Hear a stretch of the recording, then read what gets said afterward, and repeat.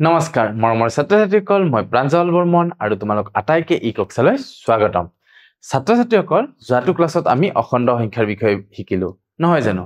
অখণ্ড সংখ্যা কি সেই কথা শিকিছিলো আৰু আজি আমি এই অখণ্ড সংখ্যাক কেনেদৰে সংখ্যা ৰেখাত উপস্থাপন কৰিব লাগে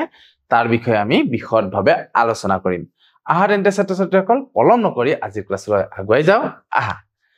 ইয়াত চোৱা প্ৰথমতে আমাক দিছে সংখ্যা ৰেখাত অখণ্ড সংখ্যাবোৰ স্থাপন কৰা বা সংখ্যা ৰেখাত অখণ্ড সংখ্যা কেনেকৈ কৰে চোৱাচোন সংখ্যা ৰেখা কি বা সংখ্যা ৰেখা কেনেকৈ অঁকা হয় মই তোমালোকক আগৰ ভিডিঅত আগৰ ক্লাছত শিকাইছিলো বুজাইছিলো মনতো আছে তোমালোকৰ আহা ইয়াত কেনেকৈ আকে আৰু এবাৰ মই কৈ দিছো প্ৰথমতে এনেদৰে এডাল ৰেখা অংকন কৰি লম একক দৈৰ্ঘ্য ব্যৱহাৰ কৰি ইয়াত আমি চিন দি যাম মনত ৰাখিবা আগৰ যেটো চেপ্টাৰ আছিল আগৰ অধ্যায় যেটো আছিল সেই অধ্যায়টোত মই হয়তো দেখিবা তোমালোকে মই শূন্যটো প্ৰায় বাওপিনে ৰাখিছিলো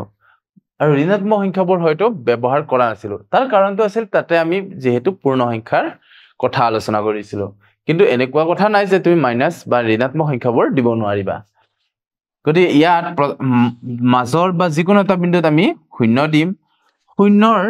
সোঁফালে কিছুমান সংখ্যা দিম আৰু শূন্যৰ বাওফালে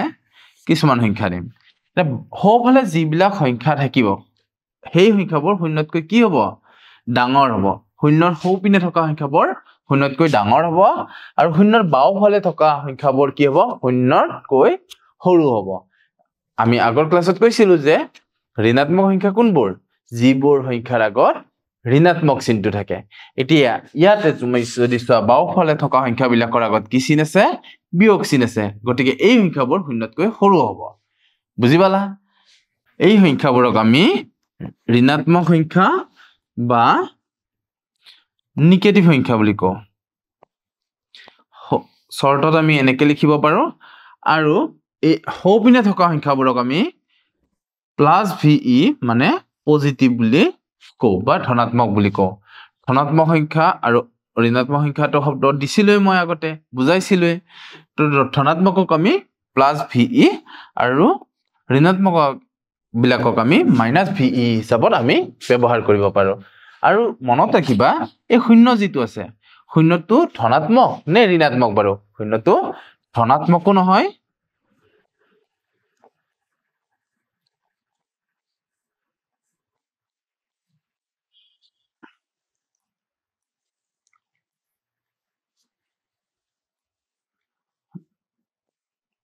ধনাত্মকো নহয়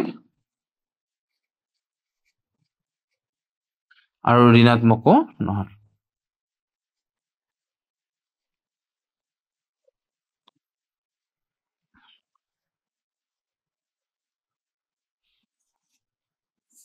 শূন্যটো প্ৰথম সংখ্যা কি সংখ্যা প্ৰথম সংখ্যা এতিয়া আমি এইটো বুজি পালো যে সংখ্যা ৰেখাত আমি বাওপিনৰ পৰা সোঁপিনে যিমানে আগুৱাই যাম সংখ্যাবোৰ কি হৈ গৈ থাকিব বৃদ্ধি হৈ গৈ থাকিব বৃদ্ধি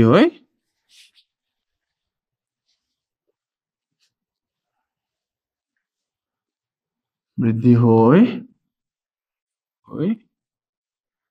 থাকিব কেতিয়া বৃদ্ধি হৈ গৈ থাকিব যেতিয়া আমি বাওফালৰ পৰা সোঁফাললৈ গতি কৰি থাকিম তেনেহলে আহা ছাত্ৰ-ছাত্ৰীসকল তাৰ পিছৰ স্লাইডলৈ আগবাঢ়ি যাওঁ আমি তাৰ পিছৰ স্লাইডত দিছে যে শূন্যৰ সোঁফালে থকা সংখ্যাবোৰ ধনাত্মক অখণ্ড সংখ্যা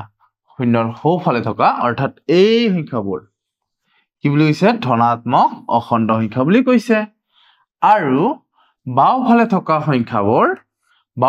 থকা সংখ্যাবোৰ অৰ্থাৎ এই সংখ্যাবোৰ শূন্যৰ বাওফালে থকা সংখ্যাবোৰ কি বুলি কৈছে ঋণাত্মক অখণ্ড সংখ্যা এইবোৰ ঋণাত্মক অখণ্ড সংখ্যা তো অখণ্ড সংখ্যা তোক আকৌ ভাগ কৰি দিছে ধনাত্মক অখণ্ড সংখ্যা বা ঋণাত্মক অখণ্ড সংখ্যা আৰু এটা আছিল শূন্যটো ধনাত্মকো নহয় আৰু ঋণাত্মকো নহয় এতিয়া চোৱাচোন কি কৈছে 1 আৰু -1 শূন্যৰ পৰা সমান দূৰত কিন্তু বিপৰীত দিশত আছে আগৰ চিনটোত চোৱা ইয়াত যেটো +1 আছিল আৰু ইয়াত যেটো -1 আছিল +1 যিমান দূৰত আছিলে -1 সিমান দূৰতে আছিলে কিন্তু দিকটো কি আছিলে দুটা বিপৰীত আছিলে সেইকাৰণে আমি কম +1 ৰ বিপৰীত কি হয় -1 বা -1 ৰ বিপৰীত কি হয় +1 এতিয়া চোৱা ইয়াতে কৈছে যে 2 আৰু -2 0 ৰ পৰা সমান দূৰত কিন্তু বিপৰীত দিশত আছে কি হৈছে 2 আৰু -2 0 ৰ পৰা সমান দূৰত আছে কিন্তু বিপৰীত দিশত আছে হেহে ইয়াও কি হ'ব বিপৰীত হ'ব সংখ্যা বাকি সংখ্যাবোৰৰ ক্ষেত্ৰতো এই একেই কথা বুলি তোমালোকে লক্ষ্য কৰিবা +3 টো যিমান দূৰত থাকিব 0 ৰ পৰা -3 টো সিমান দূৰতে থাকিব +3 ৰ বিপৰীত কাৰণে কম আমি -3 বুলি আচোন এতিয়া কৈছে আমাক অখণ্ড সংখ্যাৰ তুলনা আৰু ক্ৰম কেনেকৈ সজাম সংখ্যা ৰেখাত প্ৰতিটো পূৰ্ণ সংখ্যা নিজৰ বাওফালৰ পূৰ্ণ সংখ্যাটোতকৈ কি হয় ডাঙৰ যিকোনো এটা সংখ্যা লোৱা এই সংখ্যাটো ইয়াৰ বাওপিনে থকা সংখ্যা -3 তকৈ কি হ'ব ডাঙৰ হ'ব বা ইয়াতে যদি 3 টো চোৱা 3 টো -3 টো +2 তকৈ কি হ'ব ডাঙৰ হ'ব অৰ্থাৎ প্ৰত্যেকটো সংখ্যা ইয়াৰ বাওপিনে থকা সংখ্যাটোতকৈ ডাঙৰ হয় বা হ'ব এই কথাটো সকলো অখণ্ড সংখ্যাৰ ক্ষেত্ৰতে সত্য বুলি কৈছে যিকোনো এটা অখণ্ড সংখ্যাৰ ক্ষেত্ৰত সংখ্যা ৰেখাত ইয়াৰ স্থানৰ বিপৰীতে থকা স্থানৰ বাও দিশত থকা সংখ্যাটোতকৈ কি হ'ব ডাঙৰ হ'ব আচোন তাৰ পিছৰ স্লাইডত আমাক কি নোট কৰিবলৈ দিছিলে চাই লও ইয়াতে নোট কৰিবলৈ দিছে চোৱা আটাইতকৈ সৰু ধনাত্মক অখণ্ড সংখ্যা হৈছে 1 আটাইতকৈ সৰু ধনাত্মক অখণ্ড সংখ্যা কি হয় 1 হয় এটো 1 কৰি দিবা আটাইতকৈ সৰু ধনাত্মক অখণ্ড সংখ্যা হৈছে 1 আটাইতকৈ ডাঙৰ ঋণাত্মক অখণ্ড সংখ্যা হৈছে -1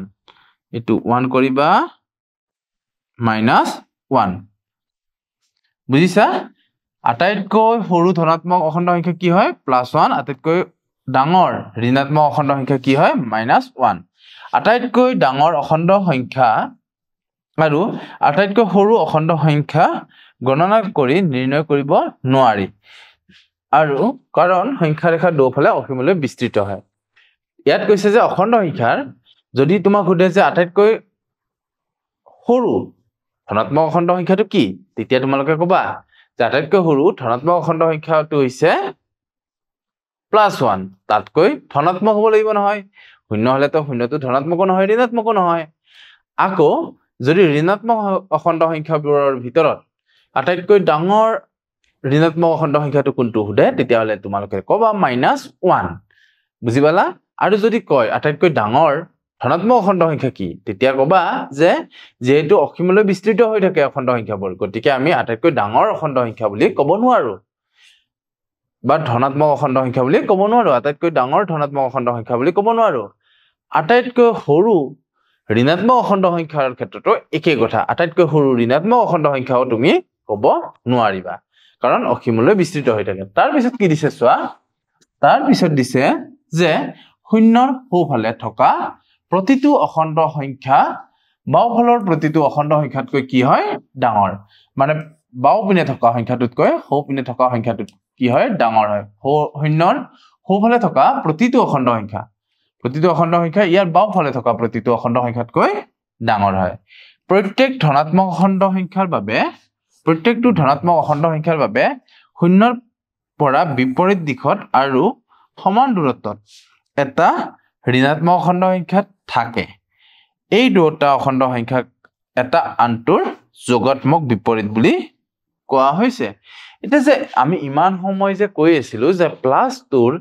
বিপৰীতটো হৈছে -2 বা -2ৰ বিপৰীতটো হৈছে +2 এই সংখ্যাবিলাকক আসলতে বিপৰীতৰ লগত আৰু এটা শব্দ ব্যৱহাৰ কৰা হয় হেতু হৈছে যোগাত্মক শব্দটো যোগাত্মক বিপৰীত মানে +3ৰ যোগাত্মক বিপৰীত -3 -4ৰ যোগাত্মক বিপৰীত হৈ যাব +4 আহাচোন তাৰ পিছৰ স্লাইডত আমাক কি দিছে চাও এইবাৰ আমাক দিছে যে 5 আৰু 2 সংখ্যা ৰেখাত উপস্থাপন কৰি প্ৰশ্নবোৰ আলোচনা কৰো আহা সংখ্যা ৰেখাত উপস্থাপন কৰিব দিছে তাৰ বাবে আমি কি কৰিব লাগিব সংখ্যা ৰেখা এডাল অঙ্কন কৰিব লাগিব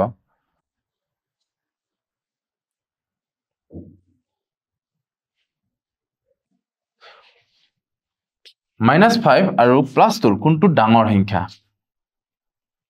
প্ৰথমতে আমি সংখ্যা ৰেখাডাল অঙ্কন কৰিম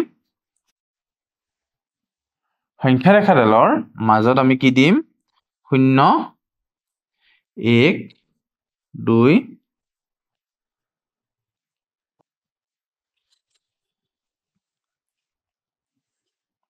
লবছৰত আহি গল 3 5 তেনেকে ইপিনেও দিম -1 -2 -3 -4 এতিয়া চোৱা -5 আৰু -5 কোনটো সংখ্যা -5 হ'ব ইয়াতে হ'ব -5 আৰু +2 কোনটো এইটো এটা কোনটো ডাঙৰ হ'ব 2টো ডাঙৰ হ'ব কাৰণ 2টো সংখ্যা ৰেখাত সোঁপিনে আছে তেনেদৰে দ্বিতীয়টো যদি কৰা ইয়াত কৈছে -4 তকৈ সৰু তিনিটা অখণ্ড সংখ্যা -4 তকৈ সৰু বুলি কৈছে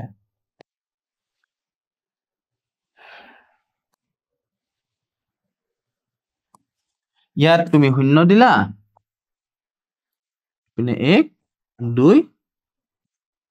-1 -2 -3 -4 -5 -7 এনেদৰে লিখিব পাৰো এটা -4 তকৈ সৰু যেটো বাও পিনে আছে -5 -6 -7 লিখিবা -5 -6 -7 এটো হৈ যাব ইয়াৰ উত্তৰ তেনেহলে হা ছাত্ৰ ছাত্ৰীসকল তাৰ পিছৰ প্ৰশ্নটো তাৰ পিছৰ স্লাইডত কি দিয়া আছে চাও তাৰ পিছৰ স্লাইডত দিছে যে -4 আৰু 2ৰ মাজত থকা অখণ্ড সংখ্যা কিটা লিখা -4 আৰু 2ৰ মাজত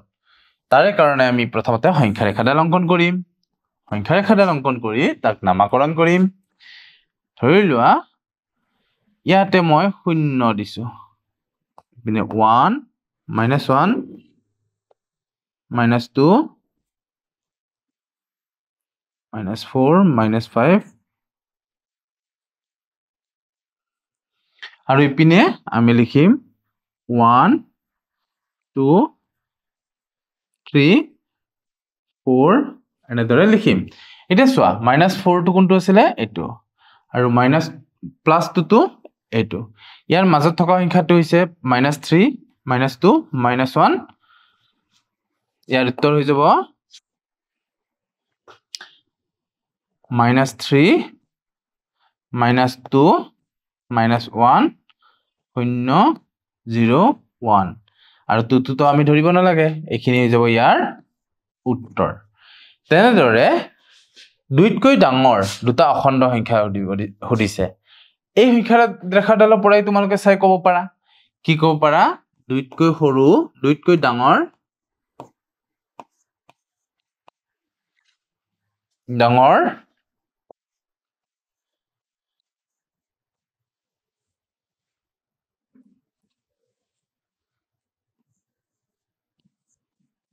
দুটা অখণ্ড সংখ্যা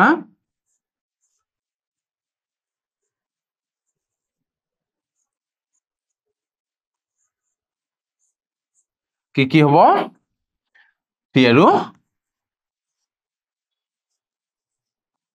4 বুজি পাইছা ছাত্ৰ ছাত্ৰীসকল তেনে সহজে আমি ইয়া কৰিব পাৰো এতিয়া আমাৰ সময় হল মূল্যায়নৰ আহাচোন আজিৰ মূল্যায়নত কি প্ৰশ্ন দিছে চাও -5 আৰু +5 ৰ মাজৰ অখণ্ড সংখ্যাবোৰ -5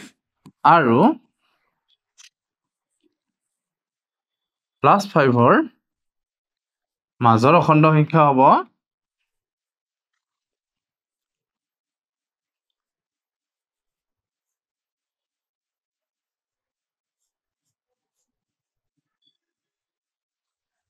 সংখ্যাবোৰ কি হ'ব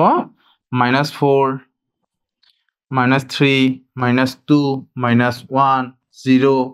1 2 3 4 এইগিটা হৈছে মাজৰখিনি সংখ্যা আকৌ তাৰ পিছৰ প্ৰশ্নটোত কি দিছে চাওহাচোন তাৰ পিছৰ প্ৰশ্নটো দিয়া আছে যে সংখ্যা ৰেখাৰ সহায়ত 3 আৰু -4 ৰ মাজৰ অখণ্ড সংখ্যাবোৰ দেখুওৱা আৰু লিখা প্ৰথমতে আমি এডাল সংখ্যা ৰেখা অংকন কৰিম সংখ্যা ৰেখা অংকন কৰি এটা কি কৰিম ইয়াত নামাকৰণ কৰিম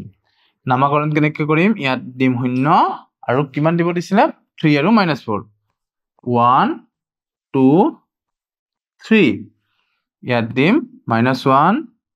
-2 -3 তোমালোকে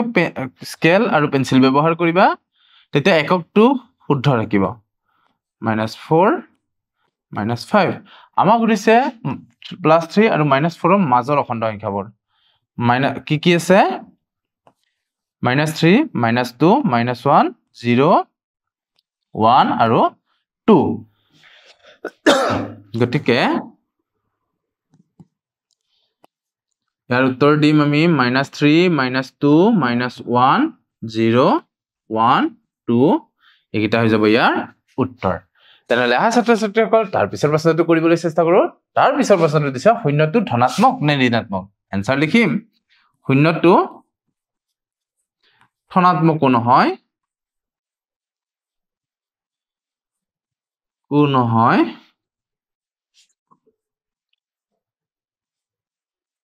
আৰু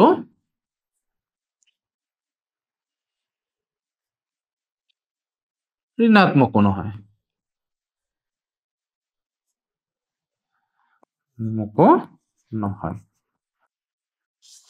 তেনে বুজি পাইছা ছাত্ৰ-ছাত্ৰীসকল তেনে সহজে আমি এইখিনি কৰিবলৈ পাৰিলো তেনেহলে ছাত্ৰ-ছাত্ৰীসকল আজি ভিডিঅ'টো আমি ইমানতে সামৰণি মাৰিছো অহাবাৰ পুনৰ এটি নতুন ভিডিঅ'তে পুনৰ লগ হ'ম তেতিয়ালৈ তোমালোক আটাইকে ধন্যবাদ